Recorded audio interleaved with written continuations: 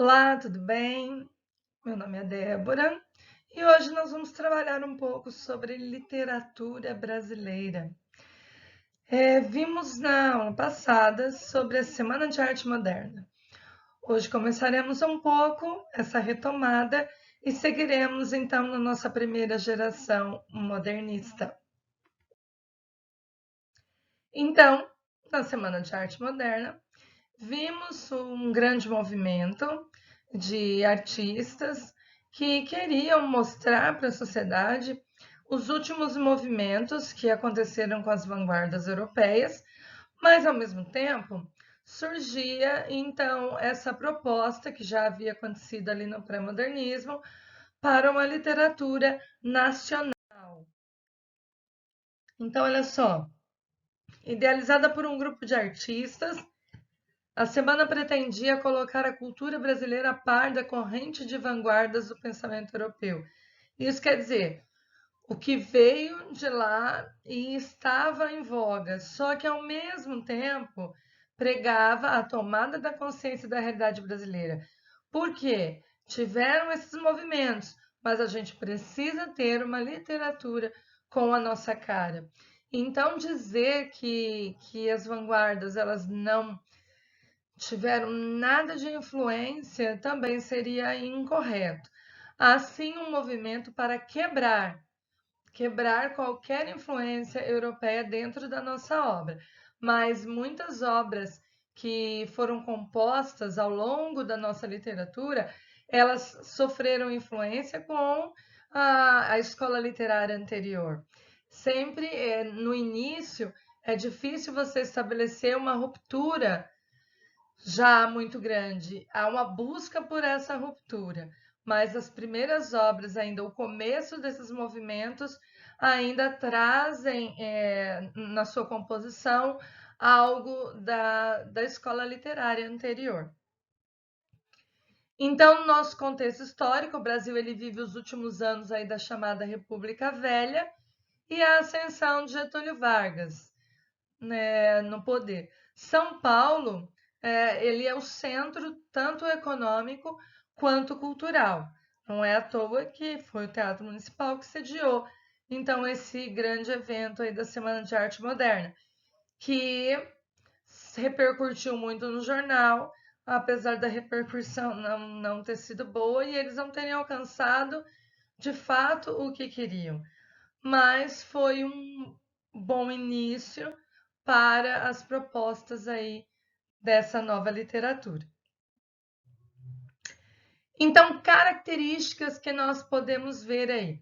Fase de destruição, então é querer romper, querer quebrar com o que está imposto aí na literatura anterior, principalmente parnasianismo, simbolismo, aquela literatura final do século XIX. E também essa chegada aí das vanguardas, então buscar um equilíbrio e tirar essa influência para estabelecer então uma nova literatura. Então é a fase de destruição e experimentalismo, que são as novas propostas dessas obras. Liberdade formal, então não ao academicismo, é a regra, principalmente no que se refere à poesia. Por que precisa ser um soneto? Por que tem que ter rima? Então, assim, ter liberdade na hora de compor essas obras. Liberdade de ideias, já estabelecidas ali no pré-modernismo, quando Lima Barreto faz uma crítica muito forte à sociedade, como racismo, diferença de classes, como Euclides da Cunha traz aquele povo tão esquecido ali na Bahia e que se tornam até protagonistas da sua obra. Então, vários escritores na época já fizeram uma crítica social. E essa é a grande proposta, que é a liberdade de ideias. Valorização do cotidiano, é do simples, daquilo que se tem vivido. Então, é uma proposta de colocar o dia a dia dentro das nossas obras. E essa é uma das principais, linguagem coloquial. Então, tirar aquela linguagem formal, pesada, e trazer a linguagem do povo, como cada um fala, como o povo fala em cada região. Postura crítica diante dos valores sociais, então há muita crítica à burguesia, ao comportamento falso da burguesia, que ditavam regras, mas eles mesmos não faziam. Há uma busca pelo original, fugir daquilo que todo mundo faz, então originalidade em cada obra criada. Nacionalismo, fanista, nossa, Policarpo Quaresma, que já foi apresentado ali no pré-modernismo, alguém que morreu pelo seu país, literalmente, né, defendendo o país. Um espaço urbano, como Lima Barreto novamente trouxe ali os subúrbios cariocas, o humor é o Oswald de Andrade. Ele trabalha isso muito bem nos seus poemas piadas. São poemas bem pequenininhos e que ele faz ali uma crítica, deixa uma ironia como ninguém. Ele é ótimo para fazer isso. Pesquisas da raiz nacional. Era uma proposta de todos os escritores modernistas, mas o Mário de Andrade foi o que levou isso a fundo. Ele viajava, ele pesquisava, ele conheceu muitas regiões do país e ele trouxe isso na sua obra. Mas era um apaixonado também por São Paulo e na sua obra também nós vamos ver bem a presença aí dessa capital por ele tão amada, bem presente, então, nas suas obras. A defesa da reconstrução da cultura brasileira.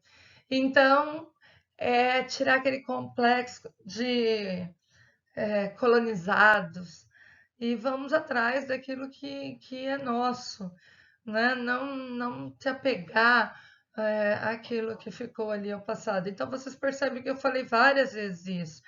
Então, há essa busca dessa cultura, da nossa cultura, da obra que é a nossa cara, esquecendo os moldes europeus e com uma linguagem própria brasileira. Então, dá-se aí a primeira fase do modernismo, ou também chamada primeira geração modernista, ou a fase heróica. A primeira fase, então, heróica, tem uma revisão crítica do nosso passado histórico, então vão em busca da cultura, então as nossas raízes, a aproximação de novo da fala na escrita. Então essa oralidade ela começa a surgir mais dentro das obras. Um período rico de publicações de obras. Monteiro Lobato era dono de gráfica. Isso possibilitou então uma produção acelerada dessas obras literárias. Então foi um momento muito grande da produção. Revistas, manifestos, nós vamos falar sobre os manifestos que movimentaram a literatura, é o nosso próximo assunto aí para frente. E os nossos principais poetas, Oswald de Andrade, Mário de Andrade e Manuel Bandeira. Um foco no Mário de Andrade, porque depois nós vamos ver também a obra dele, Contos Novos, uma grande obra e que cai aí em muitos vestibulares pelo país afora.